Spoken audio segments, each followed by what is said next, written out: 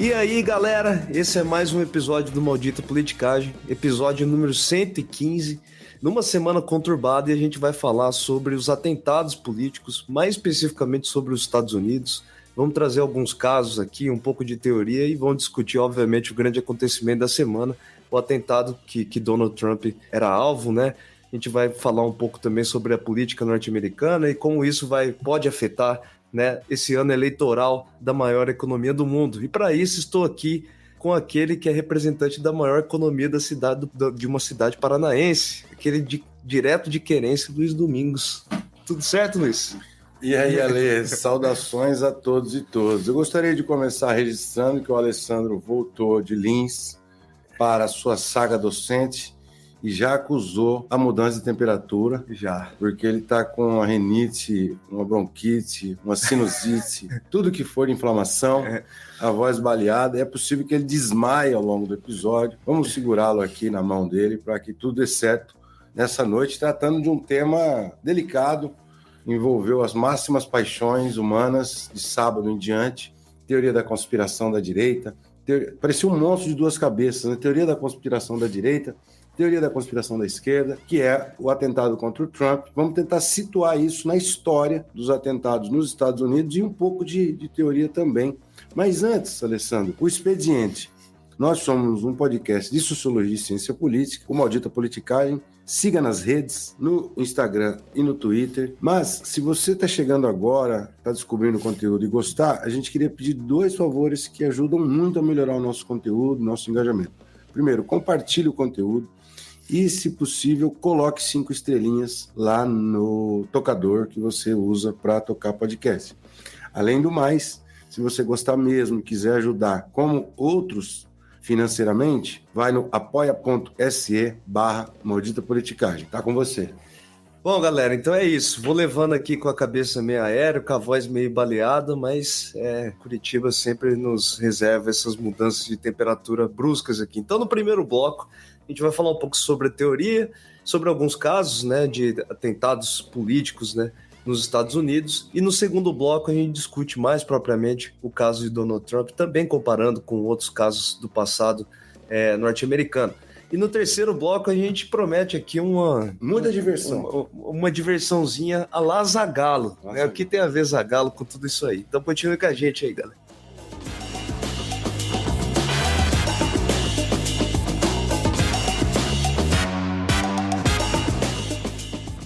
Então vamos começar com um pouco de bastidores da produção do Maldita Politicagem. Nós tivemos essa surpresa, tivemos que mudar o tema da semana, do episódio da semana, e não deu tempo de calibrar bem qual que seria a embocadura, a abordagem desse tema dos atentados políticos. O Alessandro foi para uma direção, eu fui para outra, deu bate-boca, confusão, é brincadeira, é claro que é brincadeira, né? Mas deu a não, vamos para um lado, vamos para o outro. Resumindo, o Alessandro, como um sociólogo tradicional, queria uma abordagem mais global do fenômeno. E eu queria ficar falando de rame-rame da história norte-americana. Nós fizemos uma saída pelo meio, pela tangente, e aí o primeiro bloco é agora. Nós vamos apresentar uma teoria sobre os atentados políticos. Não é uma teoria como a teoria das classes sociais do Marx, né? É uma teoria que a gente chama de teoria de curto alcance, que fecha um fenômeno pequeno, quer dizer, tem uma super importância, mas assim, na sociedade ele não acontece com a mesma frequência, por exemplo, do que a mais-valia. Né? Os atentados políticos, eles acontecem na casa das dezenas, e por isso é uma teoria de curto alcance, mas que tem validade geral para o mundo inteiro. Então essa primeira teoria para pensar o planeta, o mundo, e daí no segundo bloco a gente se diverte com os casos dos Estados Unidos. Mas antes da teoria geral, a gente começa com o negócio de podcast tem que ter, né, tem que fixar a atenção do ouvinte. Então, japonês, fixa a atenção do ouvinte com a história para nós. Vamos lá, eu vou narrar a história que começa com um personagem chamado John Wilkes Booth. Né? Alguns de vocês devem conhecer já essa história. Esse cidadão nascido em Bel Air, né? A gente pode usar até um sotacão sulista. Isso, bota aí, Bel Air, né? É uma pequena cidadezinha do estado de Maryland, né, no sul. ele recebeu esse nome, John Wilkes Booth, repetindo, né? Ele recebeu esse nome em homenagem ao político radical inglês John Wilkes, né? Sua família, seus pais eram ingleses e migraram para os Estados Unidos, onde eles tinham uma fazenda na região de Maryland, né? O John, esse ainda criança aqui nessa parte da história, foi educado no internato Quaker, né? Aquela coisa protestante, né, que devia ser bem legal, né, de estudar. Bom, assim como seu pai, o John se tornou um ator, né? Um ator que foi ganhando importância conforme a carreira dele ia passando. O pai dele também era um ator importante dentro do universo shakespeariano na Inglaterra. Olha. E o John, o pequeno John aqui, né, agora um adolescente, um adulto jovem, se tornou um ator importante nos Estados Unidos também. Mas o nosso querido John aqui, ele tinha um desviozinho de caráter. Ele era extremamente racista, né? Era muito contrário à abolição da escravidão, né, nos Estados Unidos. E a partir de 1960, quando o Abraham Lincoln foi eleito, ele começou a intensificar sua participação em organizações e partidos contrários à União, contrários à abolição da escravidão nos Estados Unidos. É aí que começa, né? A gente conhece parte dessa história. Em 1961, a Guerra Civil dos Estados Unidos, que colocava de um lado os Estados Confederados do sul dos Estados Unidos, que apoiavam a manutenção da escravidão, contra a União, né? A União agora do Abraham Lincoln como presidente. Essa guerra que durou 4 anos, né, pelo menos, se tornou um marco, né, da história norte-americana. Bom, no dia 11 de abril de 1965, na cidade de Washington, o nosso querido John Wilkes Booth assistiu um discurso do Lincoln, no qual Lincoln dizia que os escravos emancipados deveriam ganhar o direito ao voto. Então, nos relatozinhos, nos diários do John Booth, tinha uma frase lá escrito: isso significa cidadania para os niggers, né? Essa palavra que os racistas americanos utilizam muito, né? Esse será o último discurso que ele fará, né? Então ele rapaz escreveu? O rapaz, escreveu no seu diário. Bom, então 11 de abril isso. No dia 14 de abril, o John, que era ator, ficou sabendo no jornal que o Lincoln estaria no Teatro Ford para assistir a peça Our American Cousin, que era uma espécie de sucesso do século XIX, e ali ele decidiu que ele faria uma tentativa, ele tentaria assassinar o Lincoln enquanto o presidente assistia essa peça, né? Bom, às 22h30 desse mesmo dia, 14 de abril, o John conseguiu entrar no camarim do presidente, porque ele, como ele era ator, né, o staff reconhecia ele e ninguém parou ele na segurança ali, né? Ninguém perguntava para ele, ele tinha meio que passagem livre. Então, com um pequeno revólver, ele deu um tiro na parte de trás da cabeça do Lincoln, né? Acho que o Lincoln nem viu o que estava acontecendo. Tomou o tiro entre a orelha, veja só, e a parte de trás da cabeça.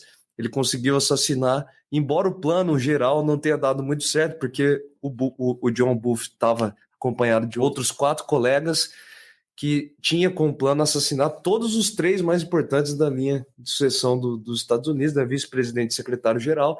Os caras estavam bêbados, não conseguiram fazer nada, o único que morreu foi o Lincoln, o único que cumpriu sua parte foi esse mesmo John, que fugiu sem ser capturado naquele dia, mas 12 dias após o atentado, ele acabou sendo capturado e assassinado, né, pela polícia norte-americana.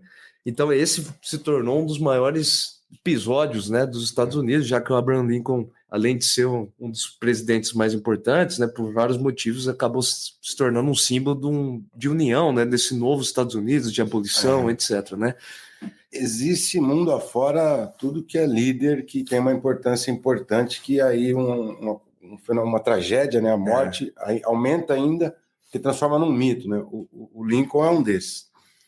E depois a gente vai ver que virou um símbolo, virou um elemento central na memória norte-americana para muita coisa. Mas isso é o segundo bloco. Agora vamos abrir um pouco a angular para sair dos Estados Unidos e dar uma olhada em escala mundial, porque você andou procurando aí a ocorrência disso, o que a literatura aponta sobre o fenômeno dos assassinatos e dos atentados estritamente políticos ao redor do mundo. Bom, vamos lá. São 3 trabalhos importantes, né, sobre o tema de assassinatos políticos, né? O primeiro dele que a gente traz aqui esse nome é duro, hein? O nome dos caras aqui, eu acho que deve ser árabe, não sei, né? Egípcio. Zariab Iqbal e o Christopher Zorn, né? Os dois escreveram recentemente, né, um artigo bastante recente. Muito citado, o mais citado sobre o tema, falando sobre os efeitos e as condições que atentados políticos normalmente ocorrem, né? Então, um resumo bem aqui, tosco, aqui, seco aqui, vamos lá. Primeiro é que normalmente esse tipo de tentativa de assassinato ocorre em países onde não há um tipo de canal legítimo de troca de lideranças, né? Por exemplo, o Brasil tem, né, um canal legítimo que são as eleições. Uhum. É menos comum ter assassinatos políticos em países como esse, né, que já tem definido esses mecanismos. Ou seja, o contrário disso, então, é que em países que não têm competição, sistemas democráticos, né, de eleição, ocorrem com maior frequência essas tentativas, né? E a segunda coisa desse artigo aqui é que esse tipo de tentativa de assassinato, mesmo na falta de sucesso, na ausência de sucesso, causa algum tipo de desestabilização política, né? Elas deixam um legado, né? O cara vai lá, por exemplo, o caso agora do Trump, vai desestabilizar de alguma forma a política norte-americana, né? O segundo, deu para entender aí? Acompanhou. O segundo artigo que a gente traz é do John Sheen e do Scriba Folk, né? Esses dois autores falam de uma congruência aqui entre personalismo e tentativas de assassinatos ou de atentados políticos. Então, quanto maior for o personalismo dos líderes políticos, maiores são as chances de ocorrer esse tipo de tentativa, né? Ou seja, vamos pensar aqui no caso do Brasil, né?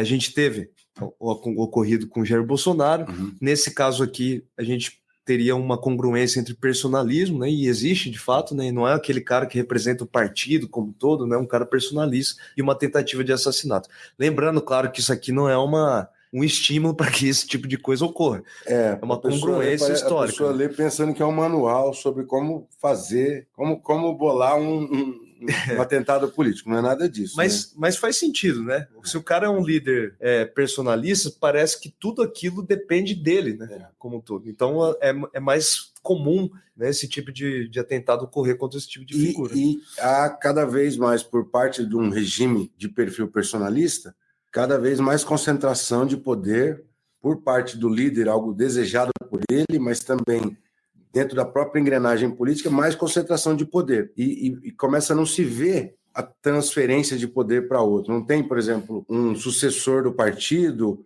e aí, portanto, aos opositores, numa situação de ausência de competição e de extremo personalismo, os opositores não veem outra saída a não ser tentar matar o cara. E aí o terceiro, que é o livro mais legal para fazer uma leitura, né? Aliás, nós deixamos a referência dos 3 trabalhos aqui nas descrições. O Ron Eierman, num livro, vai dizer que esse tipo de assassinato político, de atentado político, eles se tornam eventos traumáticos ou traumas culturais, né? É um tipo a causa que o resultado pode ser um tipo de crise de identidade no qual uma coletividade, como toda uma sociedade, né, perde o senso seguro de si mesmo, né? Ou seja, ela parece ficar perdida, né? Será que, sei lá, nesse caso dos Estados Unidos aqui que a gente falou do Abraham Lincoln, será que nós somos mesmo esse país que vai unir, né, a população negra, a população branca, que vai ter a liberdade, etc. As pessoas ficam perdidas, né? Ela causa um choque que é muito maior do que o próprio acontecimento em si. É um choque de identidade da sociedade como um todo. Então, trauma cultural aqui é o conceito do Ron Eierman. A gente vai discutir um pouco. É uma espécie de escola essa que o Eierman tem, junto com um outro parceiro norte-americano, o Jeffrey Alexander, que eles tentam fazer uma teoria dos traumas culturais, que eles são, de alguma forma, fundadores, eles abalam a identidade coletiva, né? Por exemplo, o que é ser americano, norte-americano, mas também, ao longo do tempo, pode reformular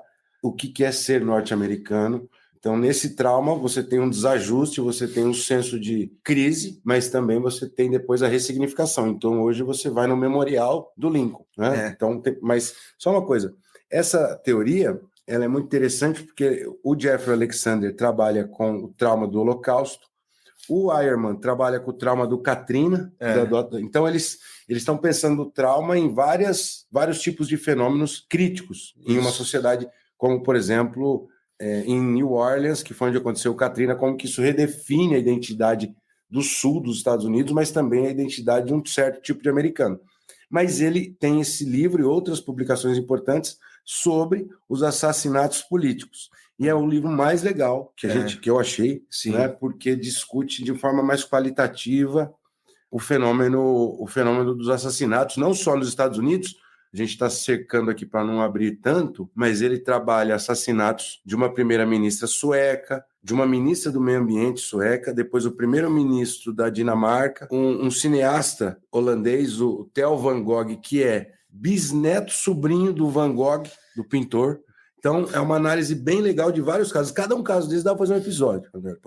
Né? Esse livro poderia gerar um episódio. É muito legal, muito legal. E aí, para a gente tentar agora puxar o gancho para o segundo bloco, a gente precisava de uma tabelinha, Alessandro, para poder clarear, porque a gente falou de países sem competição política. Os Estados Unidos parece um caso que destoa, um outlier, como se diz em metodologia científica, né? Um caso fora da curva, porque tem muitos assassinatos lá, mas coloca para a gente em perspectiva esse número. Vamos falar, tem tabela de hoje, a gente traz então os números de tentativas de assassinatos ou de assassinatos dos presidentes dos Estados Unidos, né? Então a gente falou já do Abraham Lincoln em 1865, além do Lincoln, outros 3 presidentes norte-americanos foram assassinados, né? O James Garfield, em 1881, o William McKinley, em 1901, e o John F. Kennedy, outro caso muito conhecido, de 1963. Além disso, né, outros 3 presidentes sofreram tentativas de assassinato, né? O Ronald Reagan, em 81, o Theodore Roosevelt, né, em 1912, e agora o Donald Trump, em 2024, né? Então, sim, dependendo, e tem outros dados que colocam ex-presidentes, não, candidatos, como o irmão do Kennedy, né? Então tem uma estatística, aqui você tem 7, mas tem uma estatística de colocando candidato a presidente e ex-presidente, chega a 14. Dá 1 a cada 5 presidentes, 1 a cada 4 presidentes ao longo desses 2 séculos. Curiosidades, o Theodore Roosevelt, ele tomou o tiro enquanto estava fazendo um discurso na campanha de 1912, e ele continuou falando por mais uns tantos minutos. Louco. E depois ainda foi salvo, ainda sobreviveu. Ele segurou o tiro ali durante uns 10, 15 minutos ainda para terminar o discurso. Aqui no Brasil, quem foi assassinado? A gente bateu um Google aqui, né, para ver, para lembrar. A gente não se lembra de nenhum presidente assassinado, porque não teve, o Brasil não teve. Nós tivemos tentativas de assassinatos apenas, né? Jair Bolsonaro, José Sarney. A gente falou em um episódio, depois esquecemos. Um cara sequestrou um avião para jogar no Palácio do Alvorada, para matar o Sarney. Assassinato político no Brasil teve de político contra político, né? Político contra político no plenário do Senado. E outro, no Brasil também se tem muitos assassinatos políticos de indivíduos que não são as lideranças nacionais, né? De líderes locais, militantes. Candidatos à presidência, teve ex-presidente que morreu de forma suspeita, né? Enfim, né?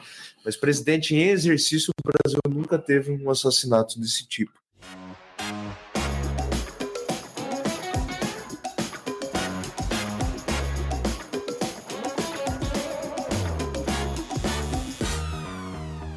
Bom, Luiz, vamos começar a conversar sobre as teorias da conspiração.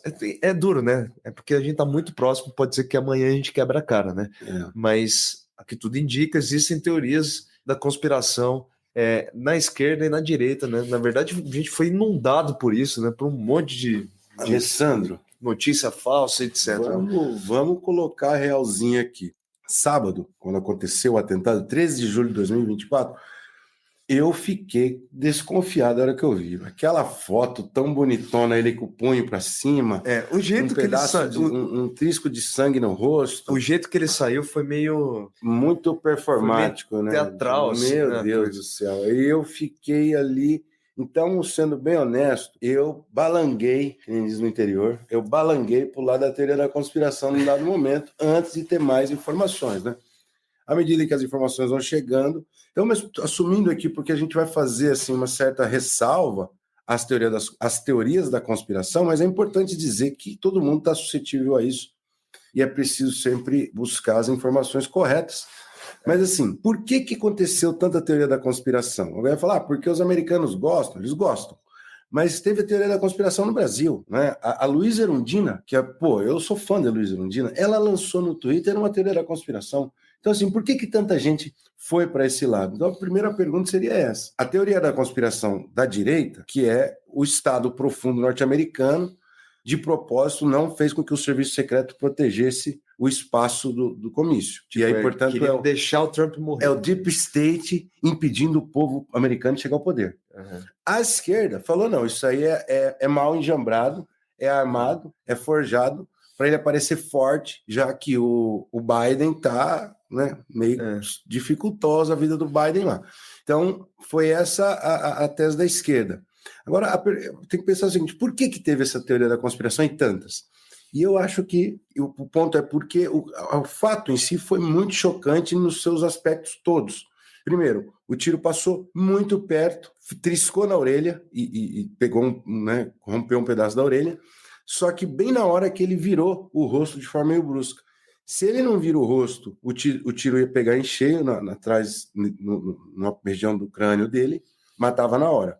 Por outro lado, o tiro pode não pegar. Se o tiro não pega, não tem a foto, que vai ser uma foto decisiva na eleição. Se o tiro pega, ele vira Marte e provavelmente você tem, se não uma guerra civil nos Estados Unidos, uma desordem civil tenebrosa. É uma desestabilização, como dizem os caras então, ali, né? E aí isso abriria uma tampa que nós sabemos onde vai dar. Só para efeito de comparação, o Trump é um líder muito singular e único do americano branco nacionalista. O caso contrário seria o Martin Luther King, lá em 1960, 65, 68, o grande líder dos direitos civis dos negros.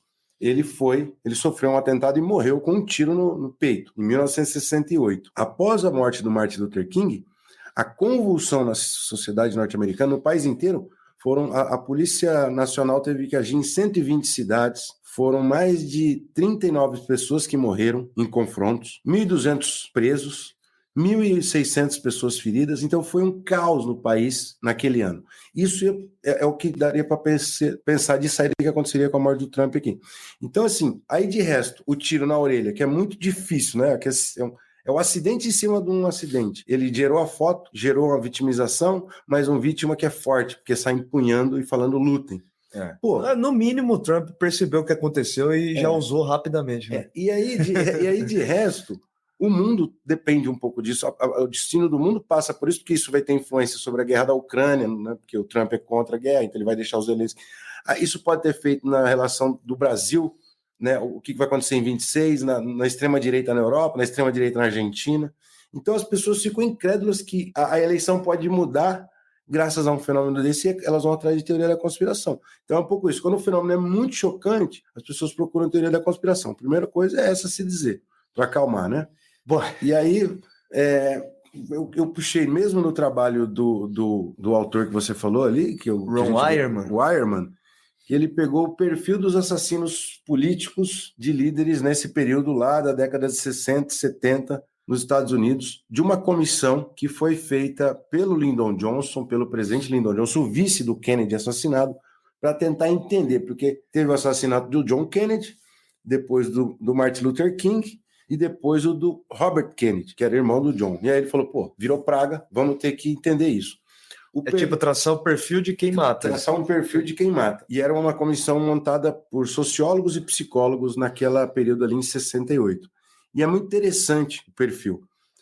Dizia o relatório dessa comissão que os assassinos tinham o perfil de, normalmente, ou mais baixos de estatura ou franzinos. Eles eram ou nascidos no exterior ou fruto de uma família desfeita, com ausência paterna muito marcada. Geralmente era um indivíduo solitário, solteiro, sem amigas fixas e com um histórico de um trabalho bem feito que ficou no passado. Portanto, recentemente ele tinha uma frustração também profissional. E aí, amigas fixas tem que ser especificamente amigas. Sem amigas fixas. Tá no relatório. E aí, cara. Esse indivíduo, o perpetrador, né, ele se identifica com algum movimento político ou religioso, mas ele não está ligado a esse movimento, ele não pode contribuir diretamente, ele não participa diretamente, ele só se identifica. Então ele não pertence, por exemplo, a Ku Klux Klan, ele só flerta com a Ku Klux Klan, por exemplo, certo? e ele curte as causas, mas ele não está lá dentro. E aí, o motivo mais comum associados a esses assassinos solitários é o de tentando superar um sentimento de alienação através de um ato dramático. Então, ele se sente perdido, deslocado na sociedade, e ele quer tentar repor a importância dele, chamando a atenção para si, fazendo um ato desse, um ato heróico, uma bravura, contra um cara super importante. Entendeu? Então é muito sutil o perfil, não é um perfil qualquer. Não é um indivíduo despolitizado porque ele se identifica com alguma causa. É um ato altruísta, assim, né? No sentido quase do Durkheim que a gente falou naquele episódio. Sim. E aí, depois esse perfil foi incrementado porque alguns de outros atentados e outros assassinos vão sair desse perfil perfeitamente, mas isso mapeia muito fortemente os perfis. E esse rapaz que fez o atentado contra o Trump parece estar muito dentro desse perfil. Ele tinha identidade republicana, ele curtia a arma, né? Portanto, essa ideologia da autodefesa. Fazia parte do clube do tiro, Tentou fazer parte do clube do tiro da escola e foi rejeitado, mas ele era do clube do tiro privado. Privado. Enfim, e é um perfil que a gente precisa mapear melhor. É um PA, na verdade, né? Um PA, 20 anos. 20 anos, então, se formou tardiamente no ensino médio, não era muito chegado a muitos amigos, então é um perfil que se aproxima um pouco disso, mas o interessante é que a gente... O assassino mirou, né, assim, num trauma pessoal e ele acerta numa transformação. A eleição mudou a partir daqui. Mudou no seguinte sentido. Agora vamos falar um pouco. O que vai ser da eleição? A eleição caminhou para uma direção que agora o Trump é dominante. O Trump não era dominante. A eleição estava equilibrada. As pesquisas ainda apresentam um empate técnico, né? Mas ele está com a narrativa. Ele está com a narrativa. Inclusive, ele tá o Biden está na defensiva. Agora o Biden não pode ir para cima dele imediatamente, né? Eu estava lendo o Washington Post, eles estavam falando que boa parte da campanha dos democratas focava numa campanha negativa, né? De que o Trump é autoritário, que o Trump era um populista e que defendia a violência, etc. E agora eles vão ter que rever, né? Provavelmente esse tipo de posicionamento. Só para fazer uma comparação que é muito diferente, mas não é tão diferente assim. O PSDB em 2018, a principal peça publicitária do PSDB era como que um tiro de arma, porque o Bolsonaro defendia o armamentismo já em 18 e o PSDB precisava tomar voto do Bolsonaro no primeiro turno. Que foi uma propaganda muito bem feita. Aí era um projétil de uma arma indo em câmera lenta e explodindo 1 litro de leite e depois explodindo um saco de sangue, de doação de sangue. Então, como que a arma, as balas, elas eram danosas para as políticas públicas. Essa era a propaganda do PSDB. Ela foi lançada na semana, na outra o Bolsonaro sofreu atentado. Eles tiveram que tirar a propaganda. Então, era muito bem feito. Muda totalmente a campanha. E é isso que está acontecendo. O Biden agora teve que mudar tudo, as peças publicitárias, por conta disso. Apesar de que, né, a maré não estava boa para ele também. Não, né? Então ele... De alguma forma é uma fortuna, né? Ele saiu do foco, né? Porque estava sendo pressionado a abdicar da campanha e da indicação democrata. O partido estava sendo pressionado, ele estava sendo pressionado, e aí, de alguma forma, ele ficou mais na sombra. Mas ao longo de toda a campanha, o principal fenômeno é o seguinte: o Trump falou, eu rasguei o meu discurso, que vai ser amanhã, quinta-feira, nós estamos gravando na quarta. Amanhã vai ser o discurso da convenção do Partido Republicano.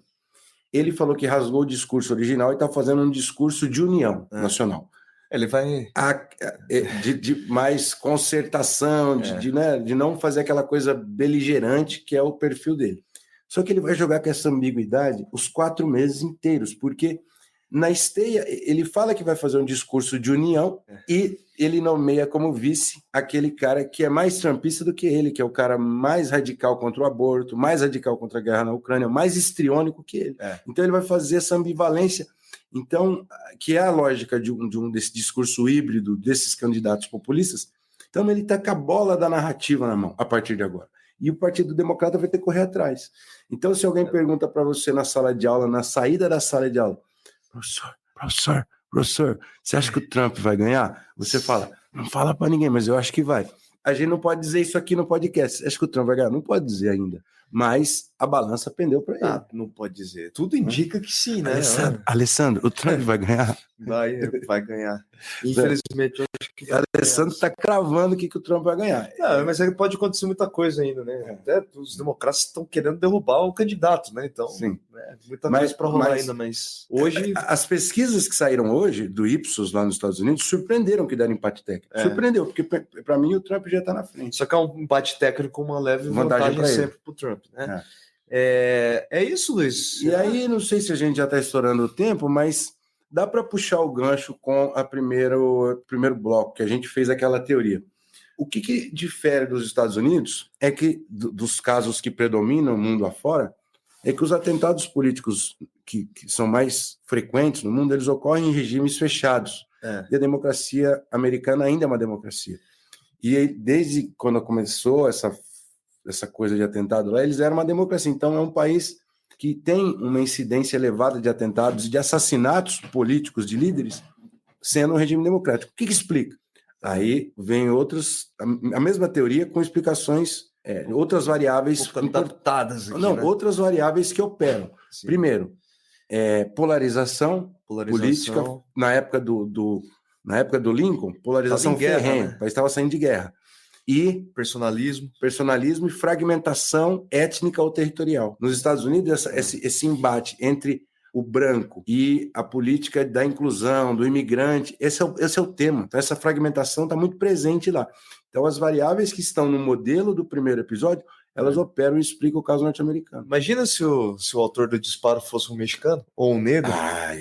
Aí pronto, meu amigo. Aí ia ficar feia a coisa. Meu amigo. A outra coisa que dá para discutir, Luiz, para a gente encerrar, seria que causou uma desestabilização. Por enquanto, só um reagrupamento eleitoral ali, né, uma readequação das estratégias eleitorais.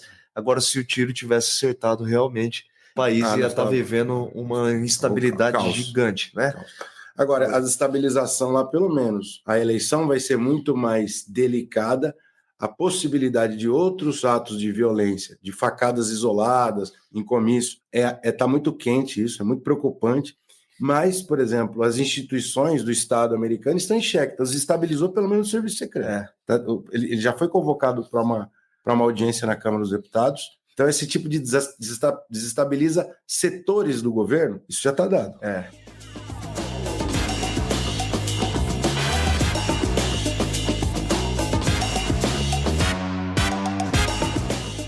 Luiz, vamos com o nosso terceiro bloco, abrindo com a maldição, né? Para maldição, eu vou perguntar o seguinte para você. Eu já meio que respondi isso, eu quero ouvir de você agora.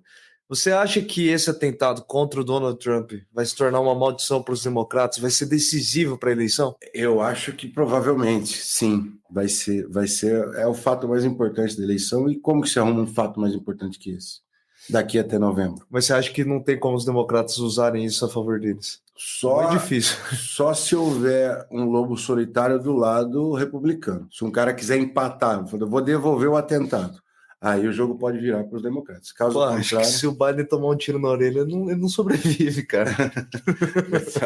Bom, Alessandro, eu vou colocar um gancho aqui, que o Alessandro ele cavucou a história para encerrar, que é magnânima. Na verdade, foi a Folha de São Paulo que cavucou. Mas você teve a habilidade de chegar até lá, sabendo usar plenamente as ferramentas do Google. Mas o Alessandro contou a história do assassino do Abraham Lincoln lá no século XIX.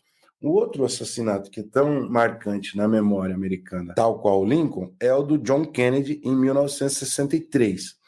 A história do John Kennedy, da família Kennedy, é uma história cheia de altos e baixos, mas ele foi um presidente muito popular, eleito em 1960, filho de um banqueiro. Né? Uma história bizarra. A família tem uma história trágica, mas ele era um playboy que teve a vida talhada para ser político e presidente. O pai dele era muito rico e queria um presidente.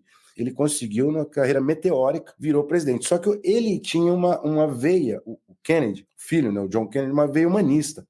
Ele falava que ele queria ser professor de história em Harvard, mas ele acabou sendo presidente americano, tendo que jogar o jogo pesado do poder, e ele virou um cara muito sensível aos direitos civis e um excelente orador, tal qual Lincoln. E aí houve um assassinato muito mal esclarecido até hoje, porque o assassino foi morto numa troca de cadeia, logo assim 4 dias depois, então não teve como desvendar direito as motivações do cara, Isso gerou tanta teoria e tanta mídia na história norte-americana que tem mais de 1000 livros sobre o assassinato do John Kennedy. Mas aí, então nós temos o Lincoln, 1870 e quebrado, é isso? 1880 e quebrado, e aí temos o John Kennedy. Como que tem o encontro dos dois, Alessandro? Vamos lá, A história de querência, ela é especial. Ela superou o número cabalístico lá do episódio sobre o Jean Colonaro. Eu tinha falado sobre o Zagallo, tem muita numerologia isso aqui. Números cabalísticos, coincidências cósmicas aqui. Então, vamos começar o seguinte: Abraham Lincoln foi eleito para o Congresso norte-americano em 1846, o Kennedy foi eleito 100 anos depois, em 1946. Abraham Lincoln foi presidente em 1860, o Lincoln 100 anos depois, o Kennedy 100 anos depois, em 1960. Os nomes Lincoln e Kennedy têm 7 letras. Essa daqui Zagallo vive. Ambos estavam comprometidos com a defesa dos direitos civis. A esposa de ambos perderam filhos enquanto viviam na Casa Branca. Ambos os presidentes foram baleados numa sexta-feira. A secretária de Lincoln se chamava Kennedy. A secretária de Kennedy se chamava Lincoln. Ambos os presidentes foram assassinados por sulistas. Ambos os presidentes foram sucedidos por sulistas. Ambos os sucessores se chamavam Johnson, Andrew Johnson, que sucedeu o Lincoln, e o Lyndon Johnson, que sucedeu o Kennedy. John Wilkes Booth, aquele que a gente falou no começo do episódio, assassinou Lincoln, nasceu em 1839. Lee Harvey Oswald, que assassinou Kennedy, nasceu em 1939, 100 anos depois. Ambos os assassinos eram conhecidos pelos seus 3 nomes. Os nomes de ambos os assassinos têm 15 letras. Zagallo de novo. Nossa. Uma semana antes de Lincoln ser morto, ele estava em Monroe, Maryland. Uma semana antes de Kennedy ser morto, ele estava em Monroe, também, Maryland. Lincoln foi morto na sala Ford do Teatro Kennedy. Kennedy foi morto num carro Ford modelo Lincoln. Então, isso daqui foi, né, eu busquei lá na Folha de São Paulo, naquelas colunas bem antigas dos anos 90 da Folha de São Paulo, né? É cabuloso. Não, as secretárias é bizarro. Não, a numerologia, o pessoal que estuda isso vai atrás, que é muito 100 anos, 7 letras, 15 letras, tudo bem. Agora, a secretária de um chamava Kennedy e a de outro chamava Lincoln, isso aí é cabuloso demais. Você tá maluco. E o final ali, um tava na sala Ford e o outro no carro Ford. Lincoln. No carro Lincoln, né? Modelo Lincoln, mas... Mas você sabe que esse assassinato do Kennedy, eu me lembro quando eu era criança, cara, eu acho que foi 40 anos da morte do Kennedy. O Fantástico passou a gravação, né? Do tiro, enfim, é terrível, né? O vídeo, né? A cabeça do cara explode, né, para trás. E se a gente quiser puxar mais um alinhamento dos planetas, o assassinato do Kennedy foi o 3º ou 4º na história americana, mas foi o primeiro na época da televisão. E a tentativa de assassinato ao Trump foi o primeiro na época do Twitter e das redes sociais. Aí pode fechar o episódio que a gente já está com medo aqui da coisa. Né? Vamos para os nossos avisos. Alessandro, tem avisos? Não sei se... a gente vai fazer um episódio, a gente já pode anunciar, um episódio especial sobre Olimpíadas, que não tem como dar mais detalhe, porque a gente está bolando ainda, estamos estudando ainda, mas semana que vem fiquem atentos que a gente vai ter um episódio especial para Olimpíadas. Eu não entendi mais como que funciona a caixa de comentários do Spotify, então se vocês estiverem escrevendo lá, o Spotify está escondendo, escreva para a gente no Instagram, porque a gente pode reagir com mais rapidez, é muita tecnologia. E, além do mais, se você gostou disso aqui, encaminha para as pessoas que estão interessadas nessa dinâmica da política norte-americana. Se você acha que a gente tem que falar de assassinatos políticos alhures em outros locais, manda um zap para a gente, manda um direct ali para a gente preparar, porque tem casos muito importantes, casos no Brasil. Teve uma deputada inglesa na época do Brexit, teve o ex-presidente japonês. Então você tem uma série de outros atentados importantes para amarrar aqui nesse conteúdo.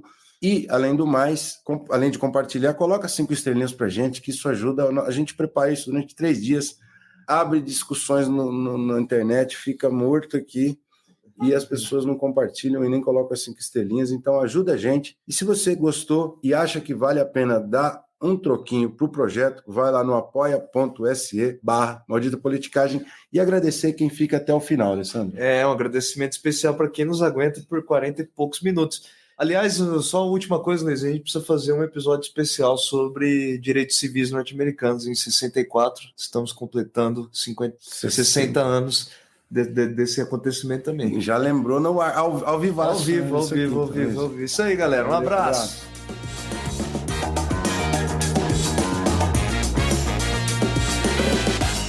O Maldita Politicagem tem roteiro e produção de Luiz Domingos Costa e Alessandro Tokumoto, edição de áudio de Matheus Bittencourt, finalização de áudio e identidade visual de Fábio Tokumoto.